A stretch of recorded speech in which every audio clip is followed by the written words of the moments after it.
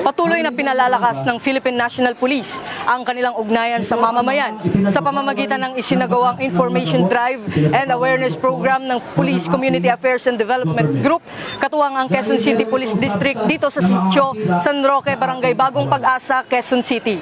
Pinagtibay ng Police Community Affairs and Development Group at ng Quezon City Police District ang kanilang kooperasyon sa mamamayan sa pamamagitan ng Sabayang Information Drive and Awareness Campaign at Community Immersion Program na isinagawa ngayong September 13, 2025 sa Sitio San Roque, Barangay Pag-asa, Quezon City.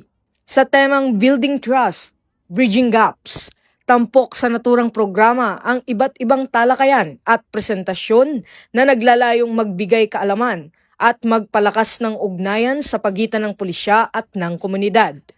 Kabilang sa mga tinalakay ang Crime Prevention and Situational Update, Anti-Graft and Corruption Practices Act, Safe Spaces Act, Anti-Illegal Drugs Lecture, at role of the students in anti-terrorism programs and activities of the government.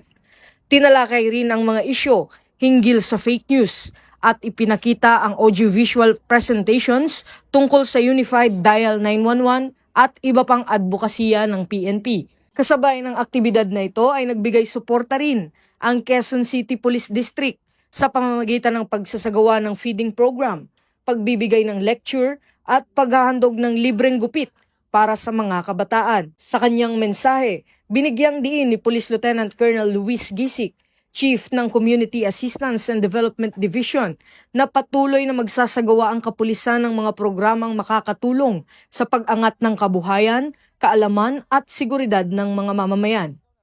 Nagpahayag ng pasasalamat ang mga residente ng Sitio San Roque sa malasakit ng kapulisan at umaasang magpapatuloy pa ang ganitong mga programa na nagbibigay ng tiwala, kaalaman at serbisyo sa komunidad. Sa pamamagitan ng sabayang inisyatibo ng PICAG at ng QCPD, muling napatunayan na ang matibay na ugnayan ng pulisya at mamamayan ay susi sa mas ligtas at maayos na lipunan. Ako po si Rachel Aspera. Nagpapasalamat po ako ngayon sa ating mga kapulisan lahat.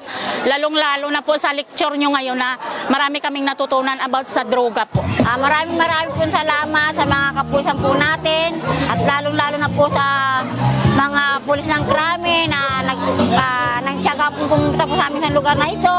At saka maraming salamat din po sa mabinigay nyo sa aming biyaya at lalo-lalo na po sa bigas na malaking bagay na po sa amin to na may raraos po namin ang aming isang araw na pagkain. Maraming salamat po, Philippine National Police!